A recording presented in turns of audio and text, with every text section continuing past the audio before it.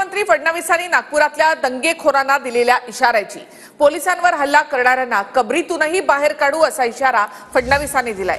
हिंसा भडकण्यामागे आयात जाळली गेल्याच्या अफवेवर देखील त्यांनी स्पष्टीकरण दिलेलं आहे।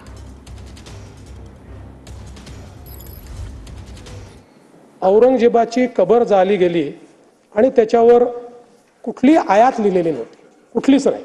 त्याचं नीट आम्ही व्हेरिफिकेशन केलं, त्याला मॅग्निफाय करूनही व्हेरिफिकेशन केलं, पण जाणीवपूर्वक आयाती जाळल्या अशा प्रकारचे त्या ठिकाणी मेसेजेस फिरवण्यात आले आणि त्यातून अशा प्रकारची घटना पुढची जी काही आहे ती घडलेली आहे। आणि म्हणून अशा प्रकारे जे लोक सामाजिक स्वास्थ्य बिघडवतात, जाणीवपूर्वक अशा प्रकारच्या अफवा पसरवतात, त्यांनाही दोषी धरण्यात येईल।